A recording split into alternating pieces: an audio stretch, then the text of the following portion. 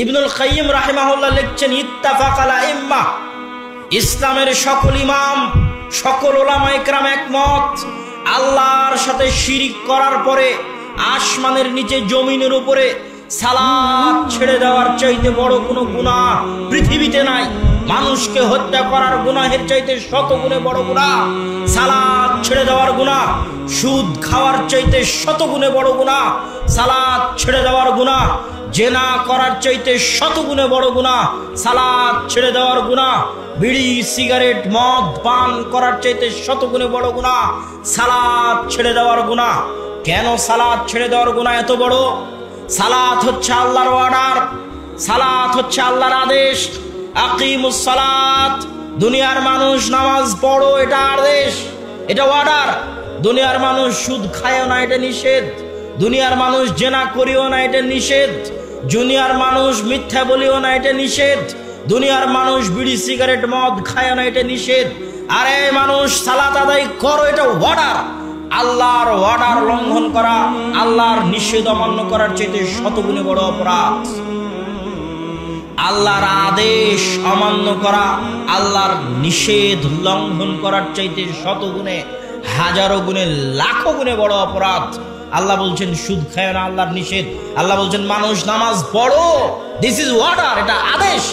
এই জন্য রাসূল সাল্লাল্লাহু আলাইহি ওয়াসাল্লাম বলেছেন, আহাব্বুল আ'মাল ইনদাল্লাহ আল ফারাইজ, আল্লাহর নিকটে সবচেয়ে প্রিয় আমল হচ্ছে আল্লাহর অর্ডার, মানে যে ফরজ, যেটা ফরজ অর্ডার, ওটাই আল্লাহর কাছে সবচেয়ে প্রিয়। ওই কোটি টাকা দানের দরকার নাই, 5 ওয়াক্ত নামাজ পড়ো, মানে আল্লাহর অর্ডার মানলা, ফরজ অর্ডার, তুমি আল্লাহর সবচেয়ে বেশি প্রিয়। ওই 5 ওয়াক্ত ফরজ সালাতের যদি সুন্নাত না থাকে, ওই 5 ওয়াক্ত ফরজ সালাতের যদি নফলও না থাকে, ওই 5 ওয়াক্ত ফরজ সালাতের সাথে যদি কোনো নফল ইবাদত, সাদাকা, দান কিছু না থাকে, তাহলে ওই মানুষ যার 5 ওয়াক্ত সালাত ঠিক নাই কোটি টাকা দান করে, যার 5 ওয়াক্ত সালাত ঠিক নাই বড় বড় মাদ্রাসা প্রতিষ্ঠানের ইয়েতিমের দায়িত্ব পালন করে, কোটি কোটি টাকা আল্লাহর রাস্তায় দান করে, খরচ করে, ইবাদত করে, নফল সিয়াম, নফল সালাত মাঝে মধ্যে আদায় করে, কিন্তু 5 ওয়াক্ত সালাতের ঠিক নাই, ওর ইবাদত আল্লাহর কাছে অত গুরুত্ব, অত দামি, অত ভালোবাসার নয়, যত ভালোবাসা, যত প্রিয় যে আল্লাহর অর্ডার, ফরজ অর্ডার, 5 ওয়াক্ত নামাজ পড়তেই হবে। এই ফরজ অর্ডার যে মানে শুধুই যদি 5 ওয়াক্ত সালাত আদায় করে, ও আল্লাহর কাছে সবচেয়ে বেশি প্রিয়। ও কি আল্লাহ সবার আগে জান্নাত দিয়ে দিবে যে তুই সবার আগে জান্নাতে চলে যা?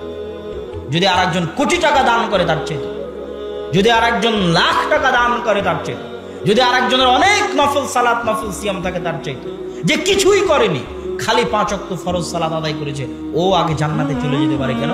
ও কি মেনেছে বলেন তো? আল্লাহর ওয়ার্ডার, ফরজ ওয়ার্ডার মেনেছে। এটা আল্লাহর কাছে খুবই খুবই ভয়ঙ্কর যে মানুষে আল্লাহর ওয়ার্ডার অমান্য করুক, নিষেধ অমান্য করছে, অজুহাত পেশ করুক।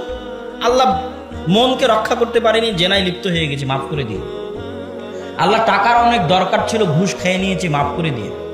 অজুহাত পেশ করে আল্লাহর কাছে মাফ চাইতে পারে মানুষ, কিন্তু সালাত কোনো অজুহাত শুনবে না।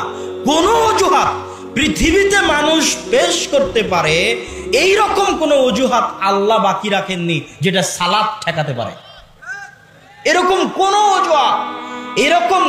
অজুহাত আল্লাহ সুবহানাহু ওয়া তাআলা বাকি রাখেননি যে অজুহাত দিয়ে মানুষে সালাত ঠেকাতে পারে, এরকম কোনো অজুহাত আল্লাহ বাকি রাখেননি। অতএব সালাত যদি আদায় না হয়, তাহলে আল্লাহ সুবহানাহু ওয়া তাআলা যতটা ক্ষিপ্ত হবেন, যতটা রাগান্বিত হবেন, আর সালাত ছেড়ে দেওয়ার গুনাহ যত বড় হবে, যত ভয়ঙ্কর হবে, যত বিপজ্জনক হবে। সুদ খাওয়ার গুনাহ অত ভয়ঙ্কর, অত বিপজ্জনক নয়। জেনা করার গুনাহ অত ভয়ঙ্কর, অত বিপজ্জনক নয়। মানুষকে হত্যা করে ফেলার গুনাহ অত ভয়ঙ্কর, অত বিপজ্জনক নয়। ইবনুল কাইয়িম রাহিমাহুল্লাহ তার বইয়ের মধ্যে লিখেছেন, আল্লাহ সুবহানাহু ওয়া তাআলার আদেশ লঙ্ঘন করা যত বিপজ্জনক, যত ভয়ঙ্কর, যত মহাপাপ। সালাত হচ্ছে আল্লাহর আদেশ।